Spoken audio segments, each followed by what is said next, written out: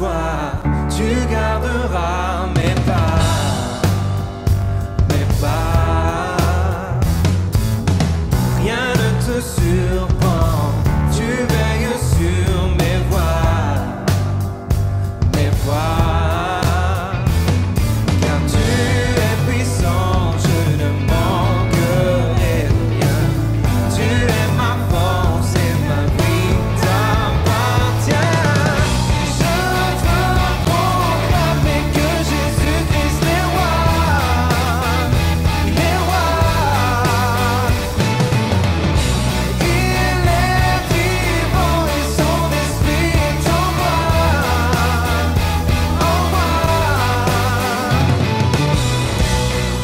Oh oh oh oh. Oh oh oh oh. En moi. Oh oh oh oh. Oh oh oh oh. En moi. Je vous entends. Oh oh oh oh. Oh oh oh oh. En moi.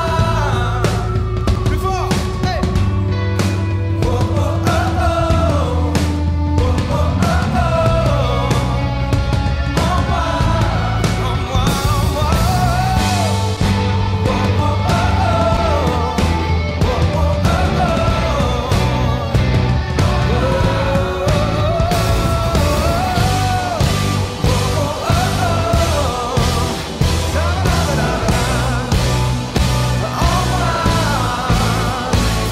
Car tu es puissant, je ne manquerai de rien. Tu es ma force et ma vie t'appartient. Je veux proclamer que Jésus-Christ est roi. Il est roi. Il est vivant et son esprit est en moi. En moi. Oh oh oh oh. Oh oh oh oh. En moi. Oh oh oh oh. Oh oh oh oh. En moi.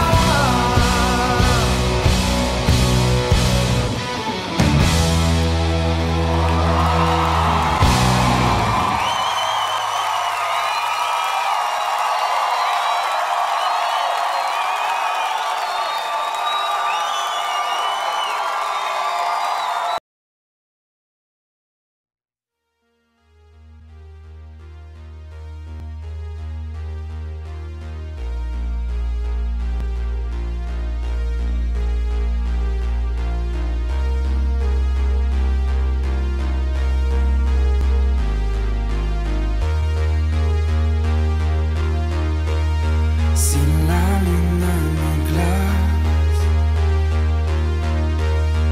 et le soleil menace, créateur des étoiles, mon secours est en toi. Si mes larmes ruissellent et que mon pas chancelle, créateur de la terre, mon secours est en toi.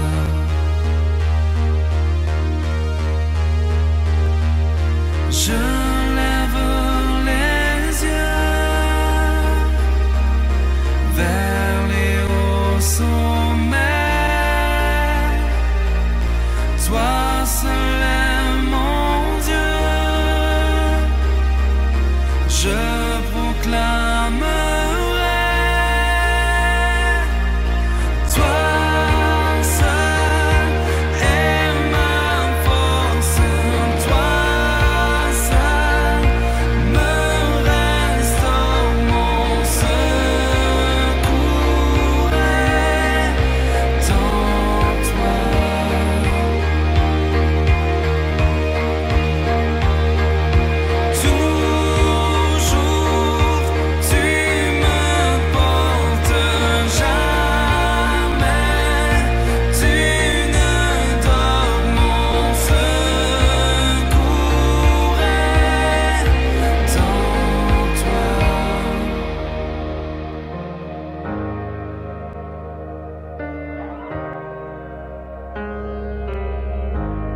Si la peur m'envahit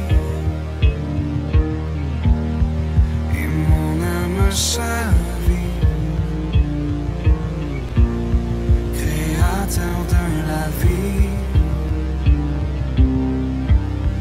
mon secours est en toi.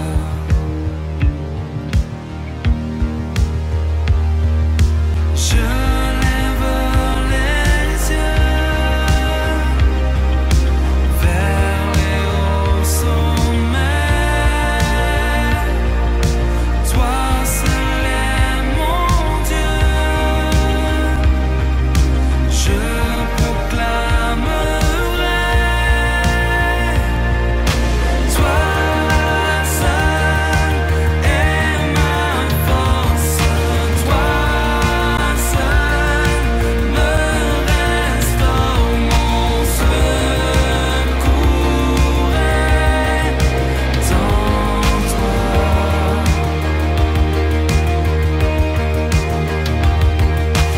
Toujours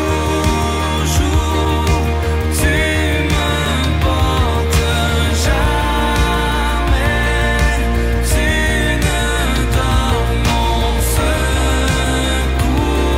est en toi.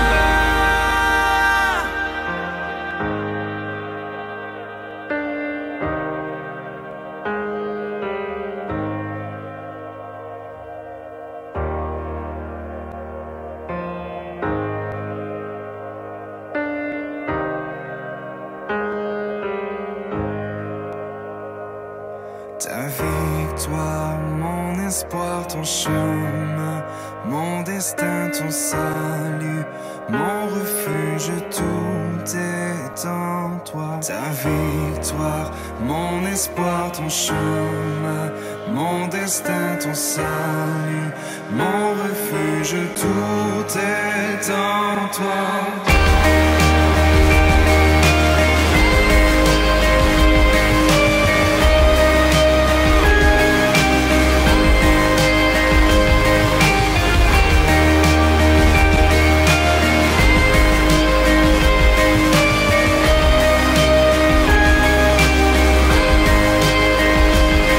Ta victoire, mon espoir, ton chemin, mon destin, ton salut, mon refuge, tout est en toi. Ta victoire, mon espoir, ton chemin, mon destin, ton salut, mon refuge, tout est en toi. Ta victoire, mon espoir, ton chemin, mon destin, ton salut, mon refuge, tout est en toi. Ta victoire, mon espoir, ton chemin, mon destin, ton salut, mon refuge, tout est en toi.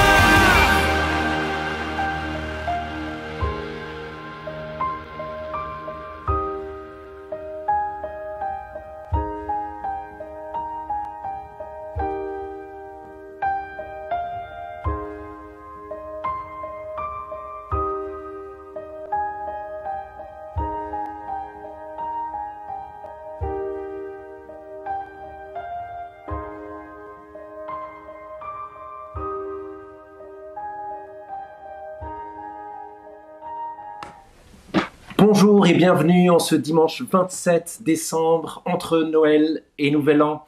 Et effectivement, comme nous venons de l'entendre dans le chant qu'on a entendu juste avant, nous voulons proclamer que Jésus-Christ est roi. Nous venons nous rappeler de sa naissance, nous nous préparons à passer la nouvelle année et nous ne voulons pas passer la nouvelle année sans Jésus, le roi sauveur, le roi par qui Dieu nous pardonne, celui par qui Dieu nous donne la vie. C'est vraiment avec beaucoup de joie que je vous accueille, que vous soyez habitués à l'église Saint-Lazare, que vous soyez en visite aujourd'hui, pendant ce temps de fête. Nous ne voulons pas repartir de ce temps ensemble sans la joie profonde, promise par Dieu dans sa parole, en Jésus-Christ son Fils. La promesse d'une joie qui dure toujours. C'est ce qu'on va voir tout à l'heure dans l'écoute de la parole. Mais avant, j'aimerais prier, c'est-à-dire parler à Dieu, nous remettre à Dieu, pour que, ensemble, nous puissions nous laisser encourager par lui. Prions. Notre Dieu, notre Père, merci pour ce temps que tu nous donnes de passer ensemble. Merci pour ce temps où nous pourrons parler chant, les prières, les lectures, la méditation de ta parole, nous rappeler combien tu es bon, combien tu prends soin de nous, et combien la joie que tu nous donnes en Jésus est parfaite. Réjouis-nous ensemble et prépare-nous à l'année qui vient, forts de ta parole, équipés par ton espérance. Amen. Amen. Je vous invite à chanter ce premier chant, l'Évangile fut promis. La bonne nouvelle de l'Évangile, c'est quelque chose qui est préparé par Dieu de longue date, depuis toujours à vrai dire, et qui vise le salut et le pardon des hommes et des femmes qu'il veut sauver en Jésus-Christ.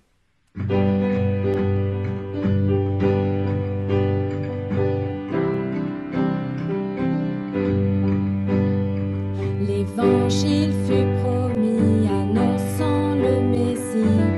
Les sages l'ont prophétisé.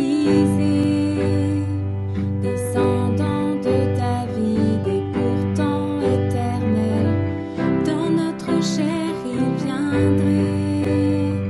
Destiné à sauver, il prit notre péché. Il mourut à notre place. Comme c'était annoncé, la tombe n'a pu garder le glorieux Fils de Dieu. Son nom est Jésus.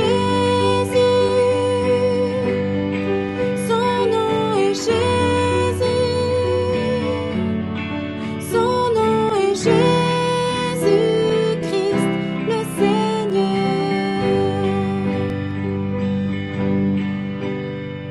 Aimé et pardonné par ta grâce enflammée, nous proclamons son salut.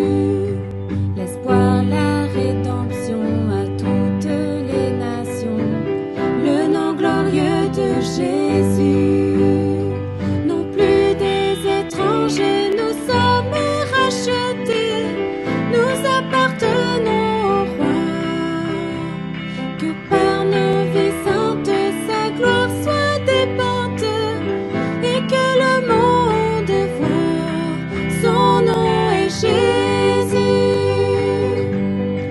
Son nom est Jésus. Son nom est Jésus-Christ, le Seigneur. Son nom est Jésus.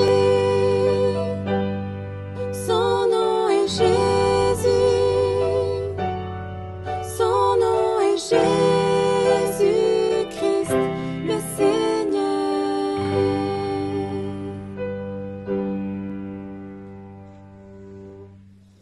Son nom est Jésus. C'est de lui dont on se souvient à Noël. Et comme je le disais avant, il a été promis de longue date.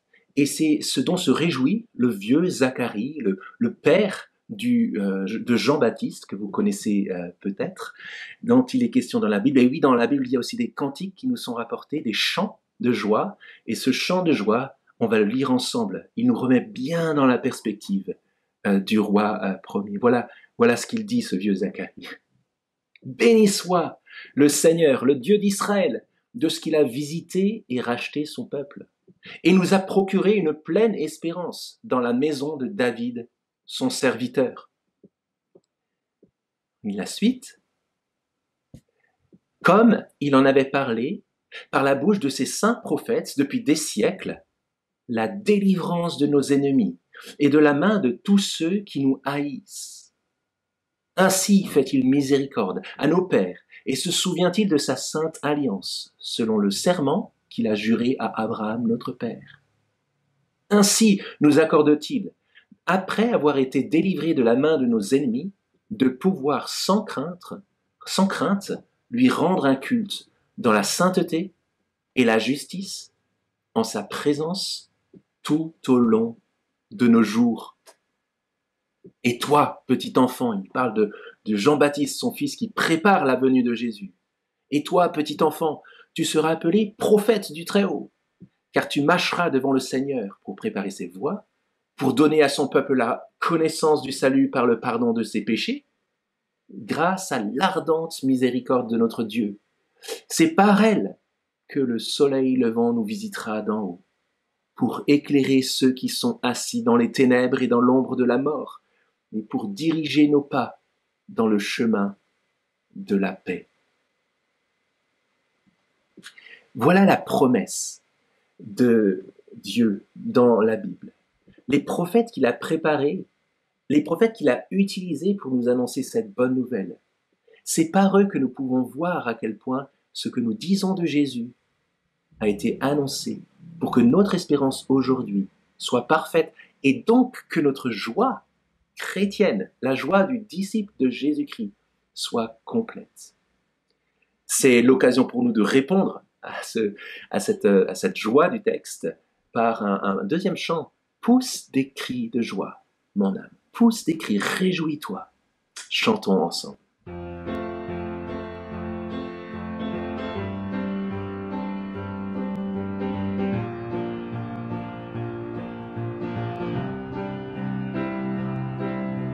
Pousse un cri de joie, mon âme, en l'honneur de l'Éternel. Chante avec reconnaissance, car il est le Dieu fidèle. Pousse un cri de joie, mon âme, en l'honneur de son grand nom. Réjouis-toi en sa présence, car il est fidèle et bon. C'est lui qui me délivre du poids de mon passé. C'est lui qui enlève ma culpabilité. Pousse un cri de joie, mon âme, en l'honneur de l'Éternel. Chante avec reconnaissance, car il est le Dieu fidèle. Pousse un cri de joie, mon âme, en l'honneur de son grand nom. Réjouis-toi en sa présence, car il est fidèle et bon. C'est lui qui me guérit de toutes mes maladies. C'est lui qui agit par grâce dans ma vie. Pousse un cri de joie, mon âme, en l'honneur de l'Éternel. Chante avec reconnaissance, car il est le Dieu fidèle. Pousse un cri de joie, mon âme, en l'honneur de son grand nom. Réjouis-toi en sa présence, car il est fidèle et bon. C'est lui qui me protège, car il est mon sauveur. C'est lui qui m'arrache à toutes mes frayeurs. Pousse un cri de joie, mon âme, en l'honneur de l'Éternel. Chante avec reconnaissance, car il est le Dieu fidèle. Pousse un cri de joie, mon âme, en l'honneur de son grand nom. Réjouis-toi en sa présence, car il est fidèle et bon.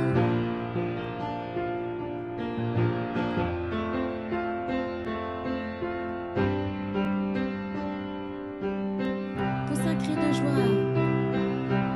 Pousse un cri de joie, mon âme, en l'honneur de l'Éternel. Chante avec reconnaissance, car il est le Dieu fidèle. Pousse un cri de joie, mon âme, en l'honneur de son grand nom. Réjouis-toi en sa présence, car il est fidèle et bon. Car il est fidèle et bon. Une joie unique, exprimée par des cœurs qui connaissent l'assurance que Dieu leur pardonne de toutes leurs fautes lorsqu'ils ont placé leur confiance en Jésus-Christ. Voilà la joie de Noël. Pousse des cris de joie comme on vient de chanter. Au jour de Noël, il y a 2000 ans, Jésus est né pour mourir. Il est mort à notre place. C'était le but de sa naissance, pour que nous ne soyons plus jamais condamnés, jugés par Dieu, mais pour que nous soyons pardonnés. C'est la bonne nouvelle de Jésus dès sa naissance. Et c'est donc sans crainte, en toute assurance, que nous pouvons nous approcher de lui, de Dieu, sans crainte. pour reconnaître notre péché. Je vous invite donc à reconnaître en confiance notre péché devant Dieu. Prions ensemble. Dieu Tout-Puissant, notre Père Céleste, nous avons péché contre toi et contre notre prochain par nos pensées, par nos paroles et par nos actes, dans le mal que nous avons fait et dans le bien que nous avons omis de faire, par négligence, par faiblesse, par notre propre faute, délibérément. Nous en sommes profondément attristés et nous nous repentons de tous nos péchés. Au nom de ton Fils Jésus-Christ qui est mort pour nous, pardonne-nous tout ce qui est passé et fais que nous te servions en nouveauté de vie pour la gloire de ton nom. Amen.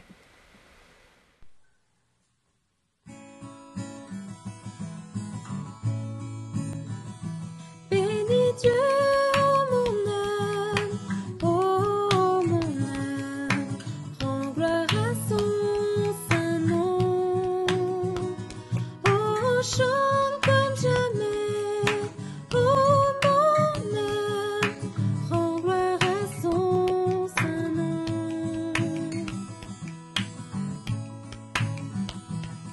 Voici l'aurore, l'aube d'un nouveau jour.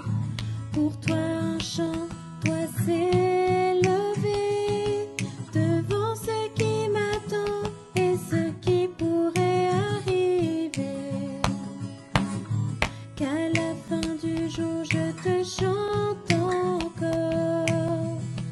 Bénis Dieu, oh mon âme, oh mon âme, rends gloire à son saint nom. Oh, chante comme jamais, oh mon âme, rends gloire à son saint nom.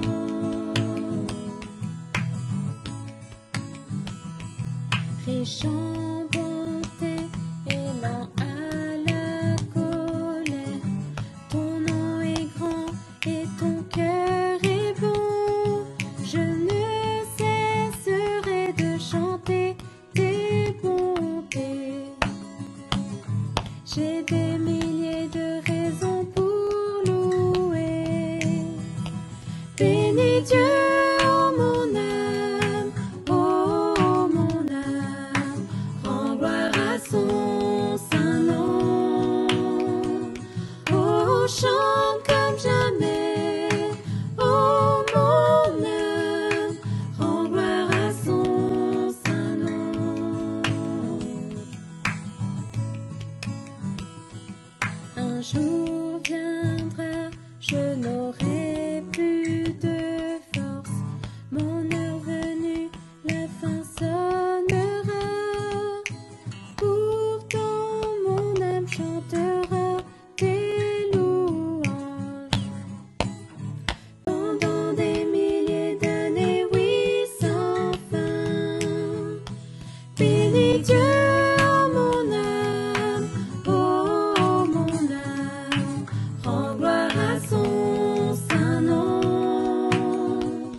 Oh, chante comme jamais, oh mon âme, rends gloire à son saint nom.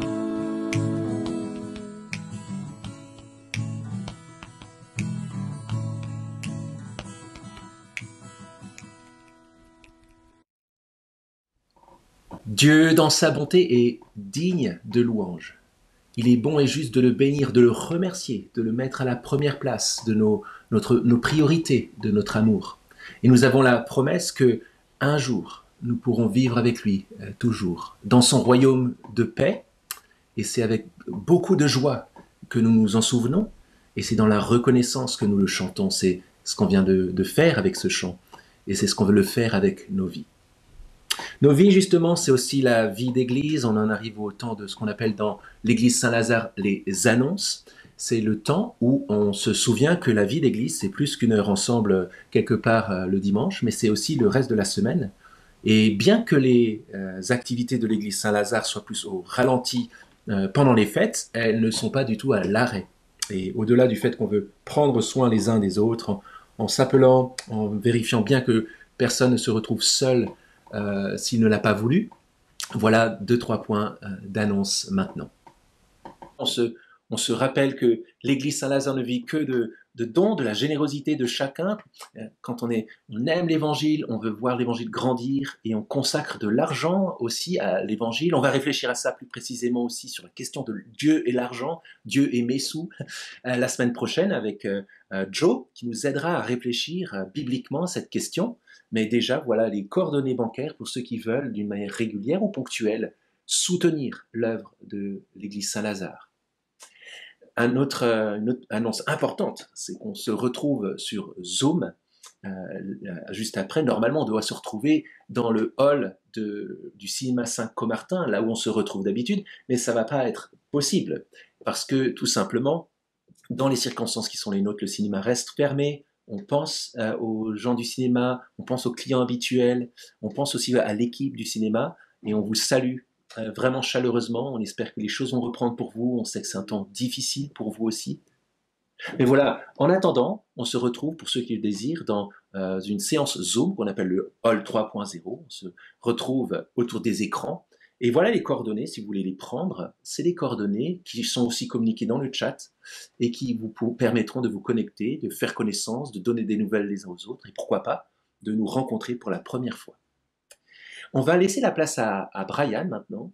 Brian, merci de nous proposer ce temps de prière, ce temps où on veut parler à Dieu, lui demander d'être avec nous, de nous accompagner, de nous porter, de soutenir ce monde encore. Et merci d'avoir préparé cette prière pour nous, Brian. Prions. Père Céleste, nous te remercions pour ton grand cadeau de Noël, toi-même. Tu es merveilleux en tout ce que tu fais. Nous sommes émerveillés par ta beauté, ta générosité et ta bienveillance qui est évidente dans ce que tu as fait, d'avoir pris chair et d'être devenu humain. Tu es un Dieu plein d'humilité, de grâce, d'amour. Pardonne-nous de nos fautes, de nos péchés. C'est à cause de cela que nous avions besoin de ton arrivée, ton salut par Jésus. Nous ne méritions pas ton amour et ta grâce, mais tu es venu à nous quand même. Transforme-nous, remplis-nous avec la même genre d'humilité, de grâce et d'amour qui est la tienne. Seigneur, tes œuvres et ton nom méritent d'être partagés et proclamés aux autres. Il n'y a personne, il n'y a aucun Dieu comme toi, notre Dieu. Remplis-nous avec ta joie, une vraie joie de Noël qui célèbre toi, la vraie raison de célébrer pendant Noël. Au milieu des rencontres avec nos proches, des festins et des cadeaux, aide-nous de te voir comme notre plus grand trésor de Noël. Toutes autres choses sont simplement des reflets de toi, le plus grand cadeau. Au milieu de la pandémie, il y en a beaucoup qui ne peuvent pas se rencontrer avec leurs proches cette année à cause des restrictions de voyage. Et encore pire, il y en a d'autres qui ont perdu un proche à cause du virus. Et c'est la première Noël sans eux. Seigneur, réconforte-les. Sois leur rocher. Nous désirons plus fortement ce Noël ton retour, Jésus, ta deuxième arrivée, pour apporter ton royaume sur la terre d'une manière totale et glorieuse. Que toute maladie et chagrin et mort prennent fin. Nous prions pour ceux parmi nous qui ne te connaissent pas, qui célèbrent cette fête sans penser à toi. Nous prions que tu utilises la réalité de notre monde brisé, qui est actuellement tellement évident, de les faire te chercher et de trouver. Nous prions pour les autorités gouvernementales, que tu leur donnes la sagesse de prendre des décisions difficiles en essayant de protéger le pays contre les catastrophes sanitaires et économiques. guide-les, parle-leur. Au nom de Jésus. Amen. Merci Brian pour cette prière. On continue à prier cette prière au-delà de ce moment ensemble. Merci de nous avoir conduits, donné des pistes aussi pour continuer à prier ces choses-là dans le reste de la semaine. Nous en arrivons maintenant au moment central de notre temps ensemble, de notre temps de culte. C'est la méditation de la parole de Dieu. Nous croyons que c'est par sa parole que Jésus conduit son Église. C'est par la parole que nous pouvons grandir dans l'amour et dans la foi en Dieu et dans l'amour les uns des autres. Et plus spécifiquement, nous pouvons connaître des raisons d'expérimenter la joie de Dieu, la joie que Dieu donne d'une manière unique. D'où vient cette joie? Qu'est-ce qui la produit? C'est ce qu'on va voir dans ce texte qu'Atalia va nous lire. Et puis ensuite, on méditera ensemble cette parole. Mais d'abord, prions, demandons à Dieu de nous éclairer. Notre Dieu, notre Père, alors que nous sommes en train de nous mettre à l'écoute de ta parole, nous voulons te demander que par ton Saint-Esprit, tu ancres celle-ci dans nos cœurs et dans nos vies, que tu nous donnes de l'écouter, de la comprendre et d'être à même de la mettre en pratique. Nous voulons te demander que tu nous touches par ta joie. Nous voulons te demander que tu nous rendes capables de nous en souvenir. Nous voulons te demander que tu changes nos vies par cette parole, car nous croyons qu'elle est vivante et vivifiante. Alors fais-nous vivre par ta parole. Amen. Notre lecture du jour se trouve dans Ésaïe 12. Ésaïe 12, version Colombe. Ésaïe 12. Tu diras en ce jour-là, je te célèbre, ô Éternel, car tu as été irrité contre moi. Ta colère s'est détournée et tu m'as consolé. Voici le Dieu de mon salut. J'aurai confiance et je n'aurai pas peur, car l'Éternel est ma force et mon chant. Il est devenu mon salut. Vous puiserez de l'eau avec allégresse aux sources du salut, et vous direz en ce jour-là, louez l'Éternel, invoquez son nom. Faites connaître ses hauts faits parmi les peuples. Rappelez que son nom est sublime. Psalmodiez en l'honneur de l'Éternel, car il a fait des choses magnifiques. Qu'elles soient connues par toute la terre. Pousse des cris de joie et de triomphe, habitants de Sion, car il est grand au milieu de toi, le Saint d'Israël.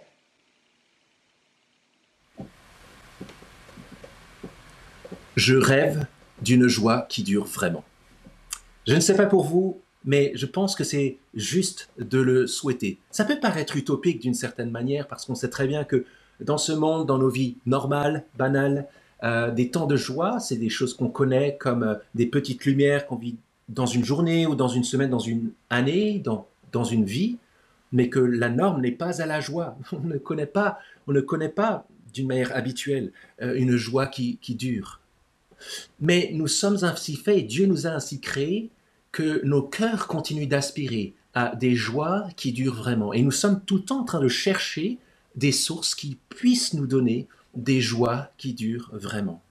Alors je ne sais pas quels sont vos critères, et je pense qu'on a tous des critères différents pour des sources de joie, des sources de choses qui nous donneraient la joie. Alors j'ai mis quelques images là qui peuvent faire tilter les uns et les autres sur l'un ou l'autre aspect. Est-ce que c'est plutôt professionnel? Est-ce que la réussite professionnelle ou la réussite relationnelle dans la famille, en amour, avec les amis? Est-ce que la réussite en argent? Est-ce que des coins de quiétude où il n'y a personne d'autre que la nature? Est-ce que la possession des maisons? Est-ce que la joie d'avoir le temps pour soi? Voilà, je ne sais pas exactement quels seraient vos critères à vous. Moi, j'ai les miens, mais en tout cas, reconnaissons-le. Notre joie est toujours en rapport avec ce que nous attendons de la vie. Ce que nous désirons le plus, c'est ce qui forme notre désir de joie. Et lorsque nous arrivons à un état où nous obtenons ce que nous cherchions, nous connaissons ces moments d'épanouissement et nous ressentons ce sentiment de joie profonde, mais qui la plupart du temps ne dure pas. Ça me conduit à nous poser une question. Est-ce qu'il serait possible qu'on se trompe? Qu'on se trompe dans la source qui nous donne la joie? Est-ce qu'on pourrait se mettre à être utopique dans notre manière de construire notre vie et dans notre manière de chercher notre joie dans des sources qui ne peuvent pas nous donner de joie durable? Je pense que rien qu'à regarder le tableau d'images qu'on a regardé avant, rien que regarder nos vies, nous conduit à répondre par l'affirmative. Oui, nous pouvons nous tromper de sources de joie. Et oui, nous pouvons être déçus après avoir attendu d'expérimenter des joies profondes. Pourquoi? Mais tout simplement parce que on peut se tromper d'objectif dans la vie. On peut se mettre à rechercher des choses qui ne vont pas nous donner ce sentiment de joie durable, même pas de satisfaction vraiment durable, mais qui vont nous laisser dans une sorte de soif qui continue. Mais ce qui est sûr, c'est que ce texte que Atalia vient de nous lire nous parle de la source par excellence de la joie pour n'importe qui place sa confiance en Dieu. Cette joie, c'est ce qui caractérise la bonne nouvelle de Noël, c'est ce qui caractérise la personne et l'œuvre de Jésus-Christ, dont il est déjà question dans ce texte, même s'il est vieux de 800 ans avant Jésus. D'ailleurs, on vient de s'en souvenir à Noël, les anges qui laissent éclater leur joie en chantant dans la campagne pour les bergers « Gloire à Dieu au plus haut des cieux et paix sur la terre parmi ceux qu'il agrée » manifeste cette joie qui vient de Dieu et dont on va explorer les détails grâce à ce texte. On le voit aussi dans le chant d'accomplissement ou d'anticipation dont Zacharie parle, le vieux Zacharie dont on a parlé dans la première partie de notre culte. Et c'est pas un hasard si Zacharie, à qui Dieu a fait connaître qu'il accomplirait sa promesse, qui donnerait une joie parfaite à son peuple, parce qu'il lui offrirait une délivrance totale, définitive, éternelle. Cette joie du vieux Zacharie n'est pas due au hasard. Et son prénom, qui veut dire « l'Éternel Dieu se souvient », n'est pas un hasard non plus. En d'autres termes, pourquoi la joie des anges? Pourquoi la joie du vieux Zacharie peut être la nôtre aussi? Parce que le Dieu vivant, le Dieu de la Bible, le Dieu de Jésus-Christ, est le Dieu qui se souvient de ce qu'il a promis. Et il est le Dieu qui, parce qu'il se souvient de sa promesse, l'accomplit dans le temps, au moment opportun, de manière à ce que l'attente produise ensuite un éclatement de joie. L'attente de la vie, l'attente du pardon, l'attente de la réconciliation et de la libération du mal et de la mort produira la joie dans la vie de quiconque place sa confiance en Dieu. Alors si ce texte que Atalia vient nous lire dans Ésaïe nous fait penser à un cantique, pour ceux qui connaissent un peu la Bible, eh bien on pourrait dire que ce cantique-là, c'est celui du peuple d'Israël qui a explosé de joie avec Moïse et Aaron et Myriam, la sœur de Moïse, au moment où ils ont vu les eaux se refermer, les eaux de la mer Rouge qu'ils venaient de traverser à pied sec, après avoir été libérés d'Égypte. Explosion de joie en voyant que Dieu venait de les libérer, en voyant que leurs ennemis étaient terrassés, en voyant que maintenant le terrain et le chemin étaient ouverts jusqu'à la terre promise. Une explosion de joie d'une délivrance passagère, grande, mais passagère, qui pointait déjà vers la délivrance parfaite en Jésus-Christ, dont je viens de parler juste avant. Et ce texte-là, d'Ésaïe, c'est aussi un texte d'anticipation. Les verbes sont au futur, et déjà Ésaïe, en repensant à l'ancienne délivrance du pays d'Égypte, montre que la vraie délivrance arrive encore dans l'avenir. C'est la délivrance que Dieu nous donne en Jésus-Christ qui produit une explosion de joie unique. Parce que la source qu'il propose est une source de joie intarissable. Alors regardons un petit peu le détail de ce texte. Oui, c'est une source de joie éternelle. Et cette source de joie éternelle, seul un cœur réconcilié avec Dieu peut la connaître. C'est un don que Dieu donne à chaque individu qui place sa foi en lui. On va le voir dans la première partie du texte. Et cette source de joie éternelle, seul le peuple de Dieu peut la faire connaître. Et c'est d'ailleurs pour ça que Dieu place son peuple dans le monde. Et c'est la deuxième partie du texte qui nous le montre si bien. Restons d'abord sur les 2 premiers versets. Seul un cœur réconcilié avec Dieu peut connaître cette source de joie éternelle. Imaginons que nous sommes dans une salle d'attente très particulière, la salle d'attente à l'entrée du tribunal où nous attendons le verdict de quelque chose que nous aurions commis vraiment, et le jury et le juge est en train de réfléchir pour donner son verdict. Et l'attente se fait longue, et les choses ont été établies. Notre culpabilité a été établie, et nous avons demandé au juge sa clémence. Et nous attendons, et nous attendons. Et tout d'un coup, la porte s'ouvre, et l'annonce se fait. Tu es acquitté. Tu as commis vraiment une faute. Elle a été reconnue comme une faute. Mais tu es acquitté. Imaginez l'explosion de joie et le soulagement que cela produit chez celui qui entend l'acquittement après avoir reconnu qu'il était coupable. Extraordinaire! Quelle grâce et quelle compassion! Eh bien, je pense que c'est exactement l'impression que cette partie du texte donne ici. Le verbe est au singulier, tu diras, tu diras, tu diras. La joie que Dieu donne provient de quelque chose de personnel, de ce que Dieu fait dans un cœur en particulier. Dieu n'agit pas à la louche et dans le vague, il agit dans le cœur des individus. Et c'est ce dont Ésaïe a vu de loin, comme en anticipation, les effets. Regardons un petit peu le texte pour s'en faire une idée plus précise. Voilà ce que Ésaïe dit. Tu diras en ce jour-là, je te célèbre éternel, car tu as été irrité contre moi, ta colère s'est détournée, et tu m'as consolé, le soulagement de l'acquittement. Et regardez les éléments, on voit les mêmes que dans l'exemple qu'on a pris, qui sont essentiels. D'abord, Ésaïe reconnaît que celui qui connaît le soulagement et la joie du pardon est d'abord celui qui reconnaît que Dieu était irrité contre lui.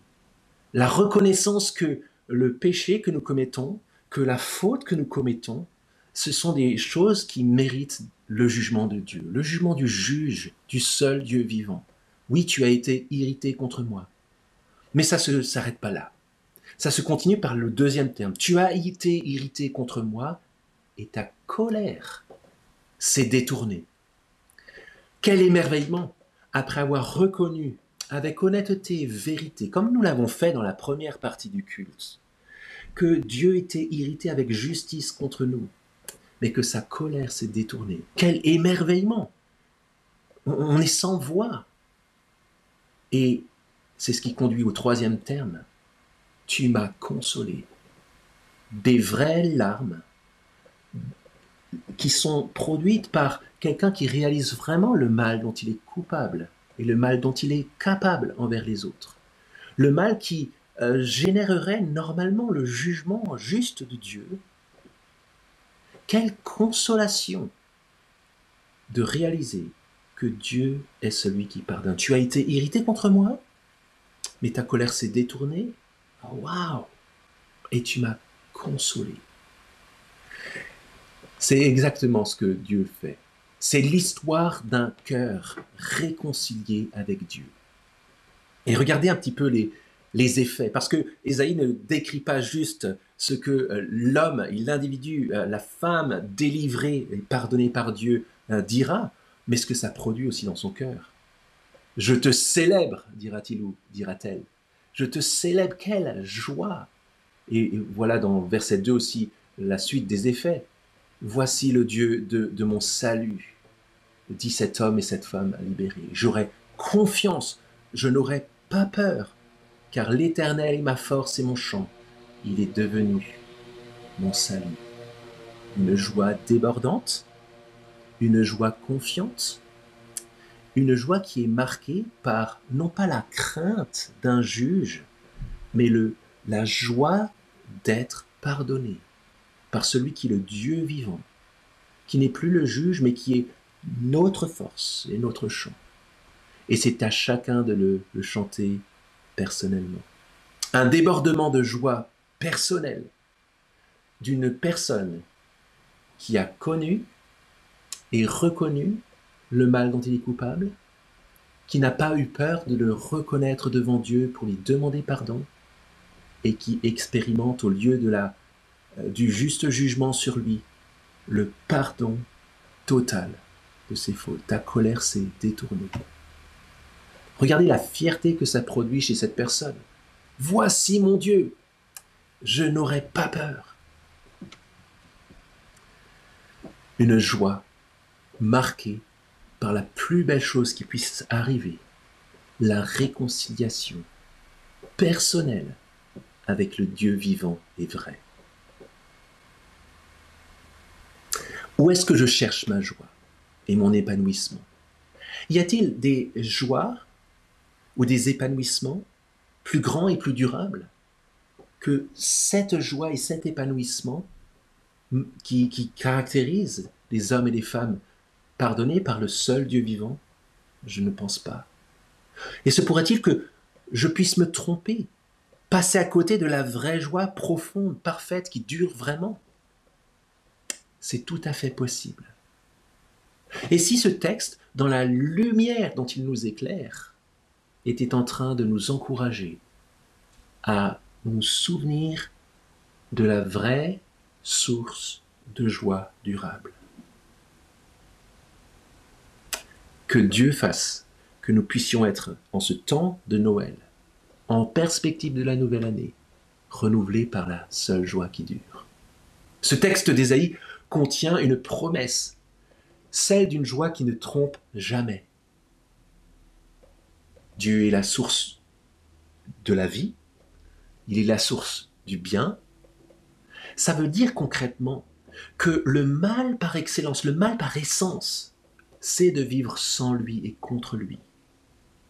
Et du coup, il n'y a pas besoin de chercher plus loin d'où proviennent nos tristesses, nos mal-être, les blues de la vie qu'on connaît dans une journée, dans une semaine ou dans une année. Pas besoin d'aller chercher plus loin la noirceur, l'obscurité, le désarroi et l'effroi dont Ésaïe vient de parler dans les chapitres qui précèdent, dans le contexte de son propos. Si nous avons des hommes et des femmes, un peuple, une humanité, qui cherche à construire sa vie et qui cherche des sources de joie ailleurs qu'en Dieu lui-même. Voilà la source de nos tristesses et de nos mal-être, si nous construisons notre vie sans lui et loin de lui. Dieu est la source de la vie et du bien, ça veut aussi dire que du coup, le bien par excellence, c'est de connaître ce Dieu-là et de vivre avec lui, de manière telle qu'il n'y a plus besoin de chercher ailleurs une joie qu'il donne déjà pleinement, pour celui qui fait la paix avec lui. D'une certaine manière, ce que l'auteur ici, celui qui dit « j'aurai confiance, je n'aurai pas peur », « l'Éternel est ma force et mon chant, il est devenu mon salut », ce qu'il dit en substance, c'est la chose suivante. Je ne veux rien d'autre que lui. À qui est-ce que vous voudriez que j'aille ailleurs qu'en lui? Je ne trouverai nulle part ailleurs quelque chose et quelqu'un d'aussi grand et d'aussi bon que lui. J'ai déjà la garantie de ce qui compte vraiment dans cette vie pour connaître la joie véritable. Dieu a préparé de longue date le grand jour où dans la personne de son Fils, et c'est le contexte qui en parle déjà, ce qu'on a vu avec Joe la semaine dernière dans Ésaïe 11, ce qu'on a vu la semaine d'avant dans Ésaïe 9, juste avant, c'est Dieu avait préparé cela et avait voulu que son peuple connaisse la réconciliation avec lui et que des hommes et des femmes de toutes les nations viennent dans ce peuple-là pour qu'ils connaissent la joie véritable. Avec cette invitation centrale, ne restez pas loin, venez, venez à lui. Ce texte contient une tellement grande nouvelle qui est la source de la joie qui jaillit dans la suite aussi. Il est possible de connaître cette joie. Qui qu'on soit, d'où qu'on vienne, quelle que soit notre histoire. Seul un cœur réconcilié peut connaître ce privilège. Seul un cœur réconcilié personnellement avec Dieu peut connaître la joie unique qui dure toujours et pour toujours. C'est ce qui fait que, du coup, nous ne sommes plus seuls. Et autant la coupure avec Dieu produit la coupure entre les hommes, autant la réconciliation avec Dieu produit un peuple nouveau dont on vient de parler et dont on va voir les détails maintenant. Un peuple nouveau, captivé par la joie de Dieu, motivé par la réconciliation avec Dieu et qui proclame au monde cette joie unique qui vient du pardon unique et de la relation vitale avec le Dieu vivant. Regardons la suite. C'est, je pense, le sens des versets qui suivent. Cette source de joie éternelle, seul un cœur réconcilié avec Dieu peut la connaître, et seul le peuple de Dieu peut la faire connaître. C'est les versets 3 à 6 qui le montrent si bien. Imaginons cette image où plusieurs chemins viennent de plusieurs endroits, depuis la forêt, depuis la mer, depuis les montagnes, depuis les villes, depuis les campagnes, de très loin, de très près, des personnes qui arrivent chantant individuellement la joie que Dieu a produite dans leur cœur, d'où qu'ils viennent, quelles que soient leurs origines, leur couleur de peau, leur langue, leur histoire personnelle, et qui chantent individuellement la joie que Dieu procure par cette réconciliation, et qui convergent vers un seul chemin, et qui forment petit à petit un seul chant nouveau, dans l'unité d'un peuple que Dieu a réconcilié avec lui. Qu'est-ce que ça donne? C'est ce qu'Ésaïe communique ici. Qu'est-ce que ça donne un cœur réconcilié avec Dieu, plus un autre cœur réconcilié avec Dieu, plus un troisième cœur réconcilié avec Dieu, plus, à travers les temps, à travers l'espace, à travers les nations, ça donne une clameur pleine de joie qui dure toujours, à la gloire du Dieu qui pardonne, qui sauve et qui prend avec lui son peuple pour toujours. Et ce chant d'Ésaïe montre quelle est la caractéristique de cette grande clameur. Regardons déjà le verset 3. Vous puiserez, vous avez vu que le temps, le temps est le même, c'est le futur, mais c'est la deuxième personne du pluriel maintenant. Vous le peuple, les additions des individualités mises ensemble, vous puiserez de l'eau avec allégresse, avec joie, aux sources du salut. Une source intarissable à laquelle on peut revenir constamment, qui ne tarit pas. Un nouvel arbre de vie que Dieu donne pour toujours. Quelle joie de voir que cette source-là, cette source du salut et du pardon, de la délivrance du mal et de la mort, est une source de joie qui ne tarit jamais. Et voilà ce que ce peuple exprime, voilà le contenu de sa clameur, de son chant. Louez l'Éternel, invoquez son nom, faites connaître ses hauts faits parmi les peuples, rappelez que son nom est sublime. Le chant d'un peuple restauré. Regardez d'abord, louez l'Éternel. Comme on l'a fait dans cette première partie de culte, c'est le sens de la joie des chants, et des chants d'attente et des chants de louange, des chants de confiance à Dieu. Quand on chante ensemble, quand on chante, quelles que soient les circonstances, c'est ce qu'on fait. On met Dieu à la première place et on le reconnaît et on le remercie et on le met tout en haut de notre amour et de notre attention. Louez l'Éternel, invoquez son nom, quel est le sens de cette invitation? C'est l'invitation à n'invoquer aucun autre nom, aucune autre source, aucune autre réconciliation, aucune autre situation ou source qui puisse nous donner ce que Dieu nous donne déjà parfaitement. C'est le peuple qui ne veut aucun autre Dieu que ce Dieu-là, qui invoque son nom, mais aussi qui fait connaître ses hauts faits parmi les peuples et qui rappelle que son nom est sublime. C'est qui, en d'autres termes, il n'y a pas d'autre Dieu que le Dieu vivant et vrai, le Dieu de Jésus-Christ dont Ésaïe parle ici, le Dieu qui nous donne cette réconciliation unique et qui nous reconnecte à sa vie pour toujours. Faites connaître ces hauts faits parmi les peuples. C'est d'une logique implacable. Si, comme nous l'avons vu depuis le début de ce chant, individuel puis collectif, si c'est vraiment une source de joie unique, intarissable, si vraiment le souverain bien, c'est d'être réconcilié avec le seul Dieu vivant, source de la vie et du bien, c'est impossible de le garder pour soi. Il faut que toutes les nations le connaissent. Il faut que toutes les nations puissent aussi expérimenter cette joie individuelle d'un homme et d'une femme pardonnés par Dieu et qui entrent dans le peuple des pardonnés. Le peuple des enfants de Dieu qu'il va prendre avec lui pour toujours. Faites connaître parmi les peuples son grand nom et sa délivrance.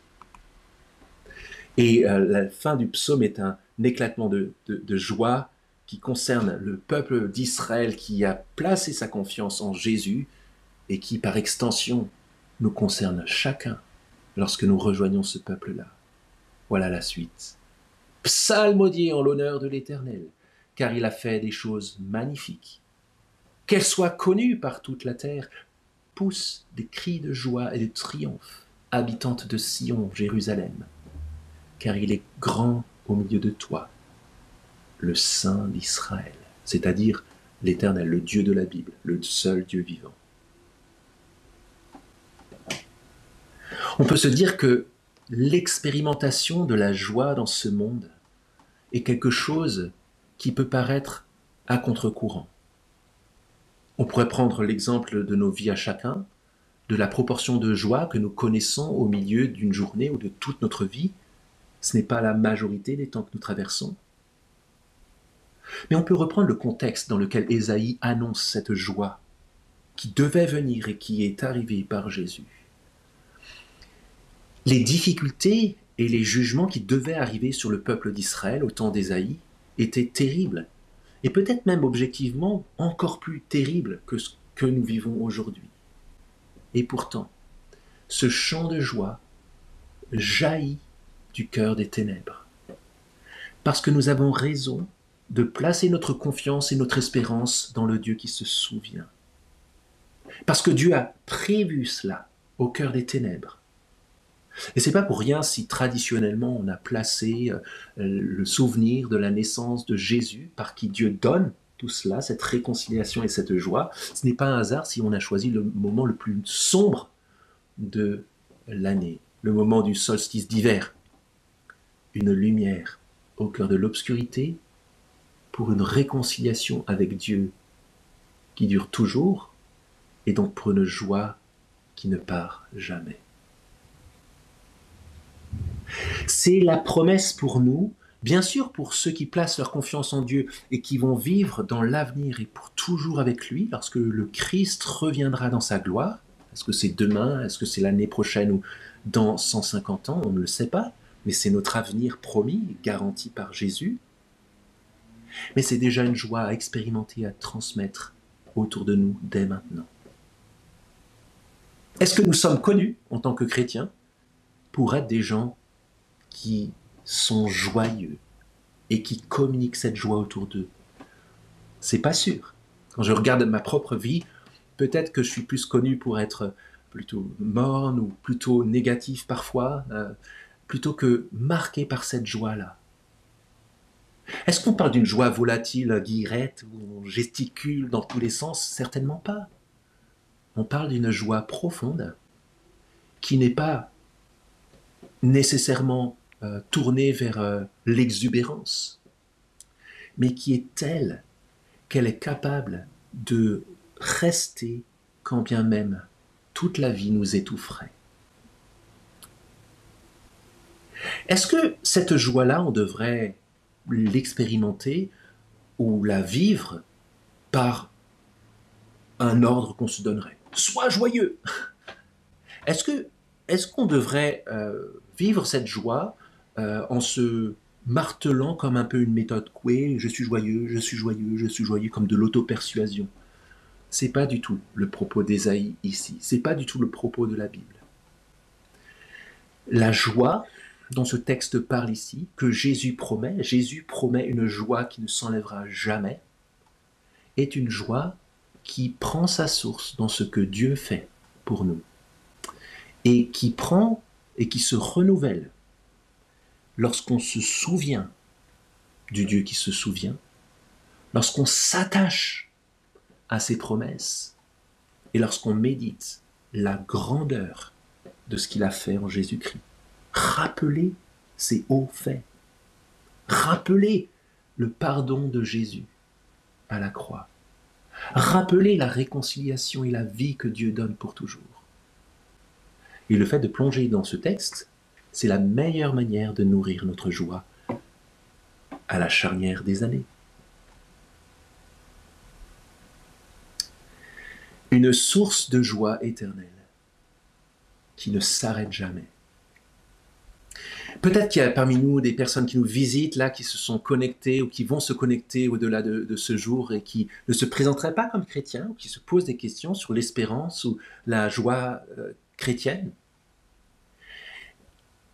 Peut-être que l'invitation centrale, ce serait « Entendez le cri qui provient du peuple de Dieu, touché par cette joie-là. » Regardez autour de vous des hommes et des femmes touchés par Jésus-Christ, réconciliés avec lui, et qui, malgré leur tristesse passagère et l'obscurité de ce qu'ils traversent comme vous, connaissent tout de même cette joie qui dure. Rappelons-nous qu'il n'y a pas d'accomplissement plus grand dans la vie que le moment où un homme ou une femme, peut-être vous, se tourne vers Dieu. Le seul Dieu vivant, le Dieu de Jésus-Christ, reçoit de lui son salut et attend de le rencontrer pour vivre avec lui pour toujours. Il s'agit d'écouter la clameur du peuple joyeux et racheté. Il s'agit de venir, de changer de solidarité, de quitter la logique d'un monde qui rejette Dieu en cherchant dans des fontaines et des citernes et des sources qui se tarissent des joies que Dieu seul peut donner. Démarquez-vous. Placez votre confiance dans le Dieu de la joie. Venez puiser avec allégresse aux sources de la délivrance. Jésus promet, lorsqu'il est venu accomplir cette délivrance, que celui qui boit aux autres fontaines auront toujours soif, mais que celui qui boit de l'eau que lui donnera n'aura plus jamais soif. Et que ces sources-là jailliront jusque dans la vie éternelle. C'est la promesse que Jésus offre. Et c'est la raison pour laquelle nous pouvons le proclamer autour. Je vous invite à un moment de prière, et puis après, à nous d'agir, à nous de répondre, par la joie et par la foi. Prions ensemble.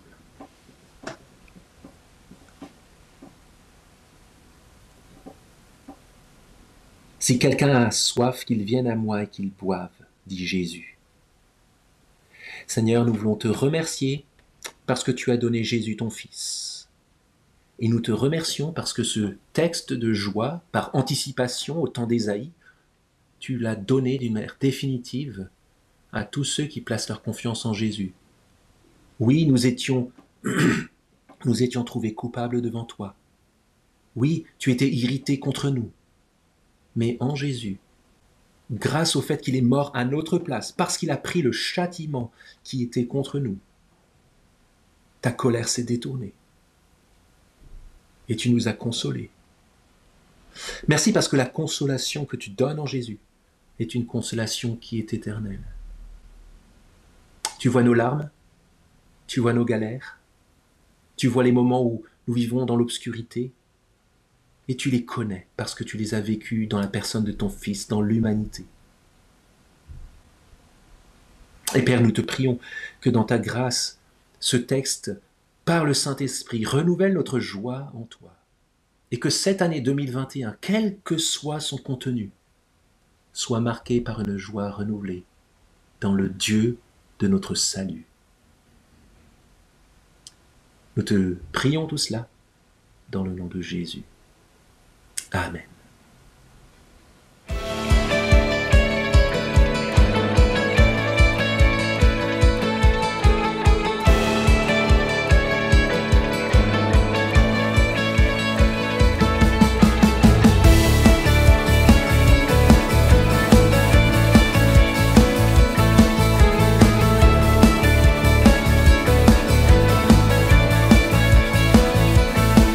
Dieu fait éclater son amour en sacrifiant son Fils, déclaré juste pour toujours, unis à Jésus-Christ. Nous sommes enfants du Seigneur, sa grâce nous libère. Plus d'esclavage, plus de peur, nous crions Abba Père. Justifiés, bien-aimés, délivrés, en Christ jamais condamnés. Héritiers par le Père, adoptés, scellés pour l'éternité.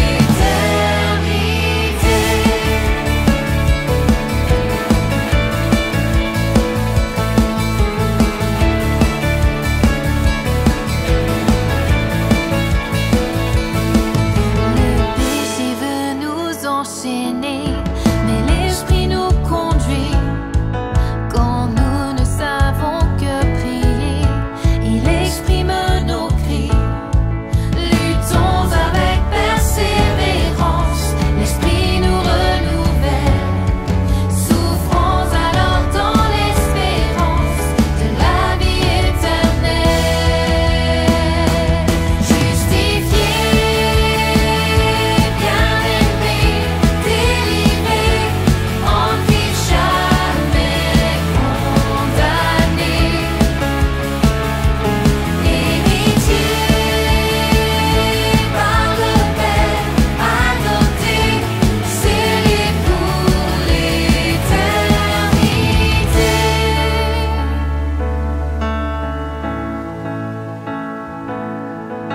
Qui pourrait nous accuser? Qui pourrait nous condamner? Qui pourrait nous séparer de l'amour de Dieu en Christ?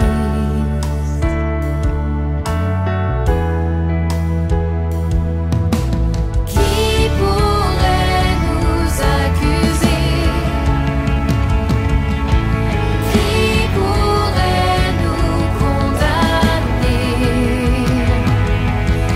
Qui pourrait nous séparer de l'amour de Dieu en Christ?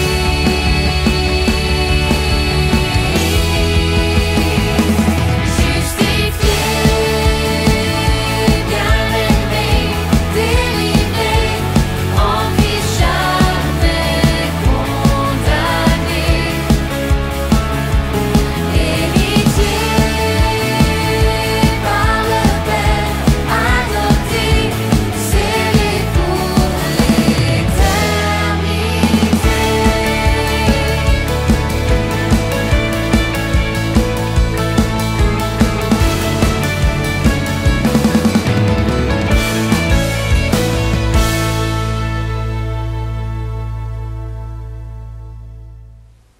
Voilà, il me reste plus qu'à vous souhaiter un très bon temps de réveillon, un très bon temps de fête. Bonne année 2021. Touché par cette joie dont on a parlé pendant cette heure ensemble, renouvelé par la parole de Dieu, allons en paix et entamons cette nouvelle année, l'année 2021, sans savoir de quoi elle sera faite, mais avec la confiance que Dieu nous tiendra dans sa main. Bon dimanche à chacun, et bonne semaine, et puis on se dit, pour ceux qui le désirent, à tout à l'heure dans le temps de Zoom, All 3.0.